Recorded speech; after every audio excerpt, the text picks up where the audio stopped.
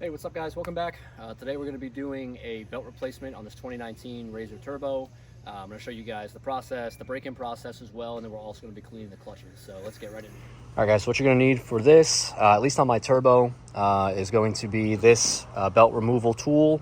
On the 1000s, it's actually like a wrench to spread the clutch sheaves open, but this just screws into the secondary clutch to spread it open to get the belt out. Obviously you need a new belt.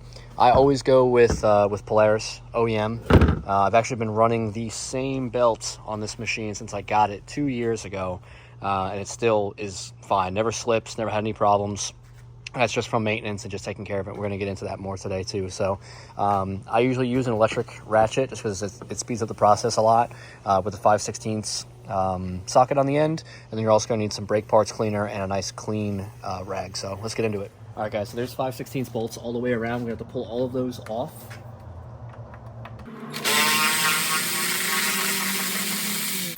You don't got to pull the shock or anything like that.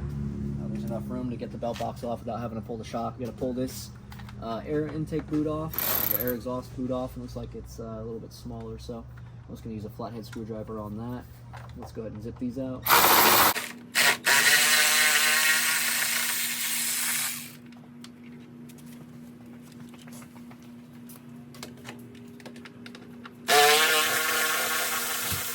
Alright guys, so after you get all the bolts out of the belt box, there's 9 in total, and we get this pushed out of the way. What we're going to do is we're going to have to drop this cover down in between the frame and the shock, and it's a little tricky because it's tight in here, and the clutches are right there, so let's see if I can get in here and not block the camera.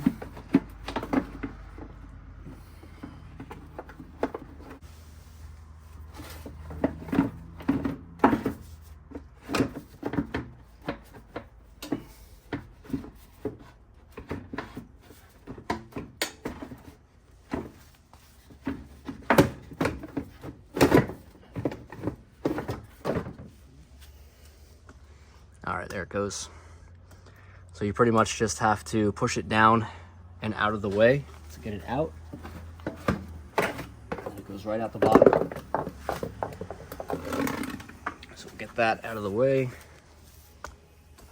One thing I do want to show you guys too, and this definitely helps, is it's gonna have to be replaced soon, but I do have an aftermarket belt box seal from OMC, and this has kept my belt box pretty dry.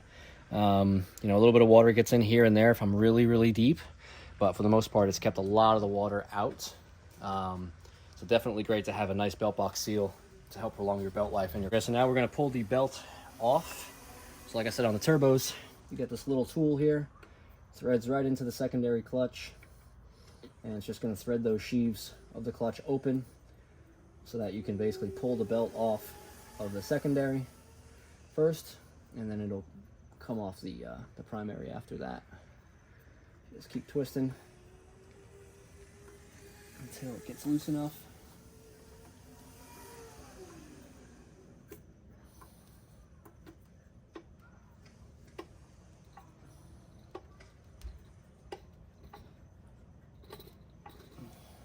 Should get close.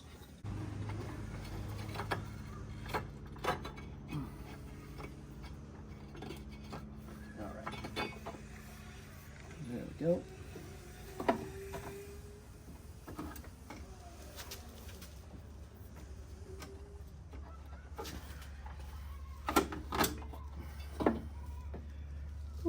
There we go. So you guys can see this is, like I said, 2 years of riding, and I don't always usually ride it real easy either. I mean, this has been through mud and water, you name it. There's no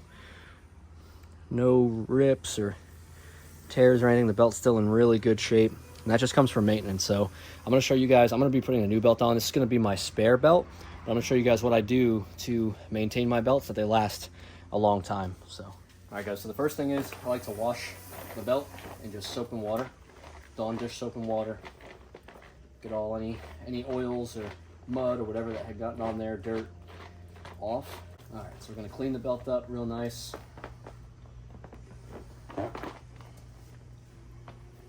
Any dirt, any oils, grease, whatever off.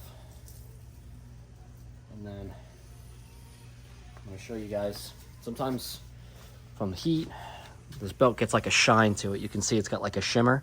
So what I do is I take like 320 grit sandpaper along both sides and just sand it to where it's not so smooth so that the clutches will grab it better. And I've been doing that since this belt was new, and it's been great. It grabs real nice, no jerking or anything like that. It's real smooth engagement. So I'll show you what that looks like right now. So we're just gonna scuff it. Don't go crazy, just scuff the side of the belt just to roughen it up. Get rid of that glaze on the side of the belt. It's important too, guys. You know, obviously belt maintenance is one thing, but it's your driving style and how you drive your machine, how you take care of your machine. That's gonna, you know, determine the life of the machine and the belt as well. So, you know, if you're under like 20, 25 miles an hour, you should be in low gear. It's easier on the transmission, it's easier on the machine, it's easier on the belt. But if you're running, you know, if you're on the power lines, or if you're somewhere with long stretches of trails where you're doing 30 plus miles an hour, you're going to want to be in high gear, obviously. But yeah, if you're just cruising through the trails, putting around, you know, slowly, you should be in low gear. It's just less stress on the belt, less heat. It just makes it last longer ultimately.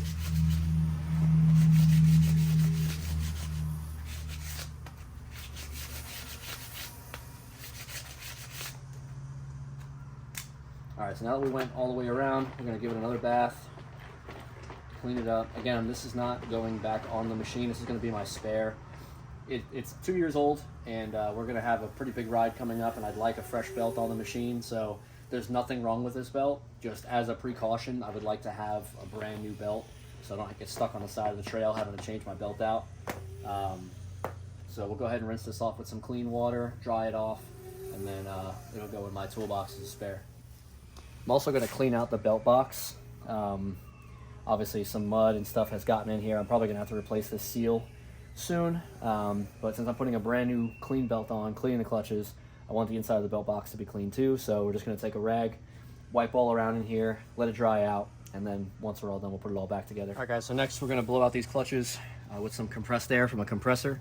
We're just going to blow all the dirt and pieces of belt out. You're going to see a lot of dust coming out of there. Dirt, dust. A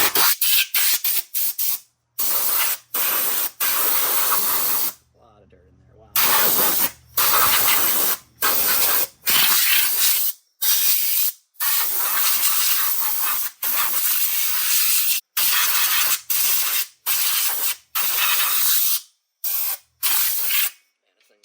Long overdue for a cleaning, that's for sure.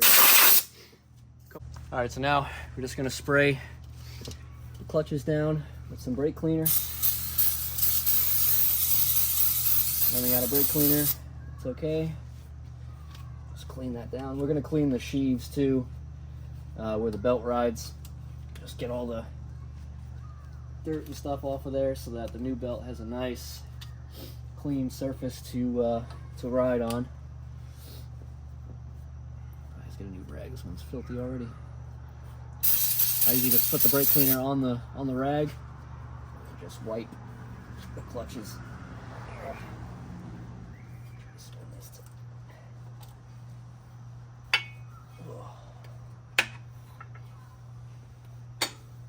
we go. And then we'll do the other clutch, secondary. Running out of daylight here. It's all good. We'll get it done.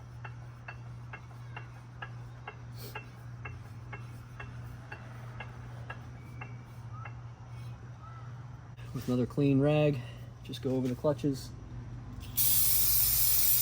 Another thing you can do is, I usually do it, but I don't have any Scotch-Brite. I usually Scotch-Brite the surfaces of the clutches on the inside where the belt rides, just because over time, the belt riding, you'll get like little grooves in the clutch. You can feel them. This feels pretty good, actually, pretty smooth. But it's always good to kind of make the surfaces flat again and you know, smooth them out. This way there's just smoother engagement from the belt on the clutch. So you could also start the machine as well and get the clutch to spin if you really need to get to it, but this is doing pretty good.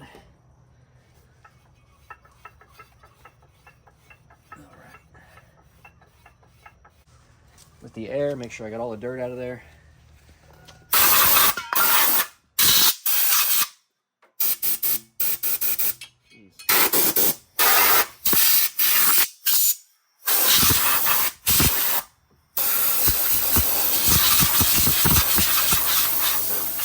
All right guys, so we got the new belt on.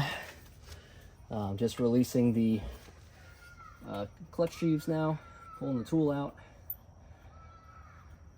and then we'll put the cover back on, and then we'll go ahead and break the belt in.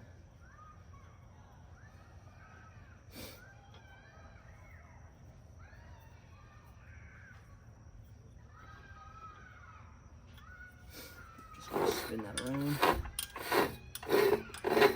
until the belt goes out. There we go. All right, let's throw that cover back on. All right guys, so we got the machine running now. We're gonna go do the belt break-in. What the belt break-in basically consists of is you're just gonna ride around in low gear for about 5 to 10 miles, varying speeds. You don't wanna stay at a constant speed. You don't wanna go wide open throttle. If you're in a position where you cannot use low gear, you can keep it in high gear, but I think the manual said you have to go like 50 miles or something like that. So I'm just gonna take it around the neighborhood for a little bit, 5-10 miles, just nice and easy on it, in and out of the throttle, and that'll kind of complete the break-in procedure. So that's gonna be it, guys. Again, if you like the content, like, comment, subscribe. See you guys on the next one.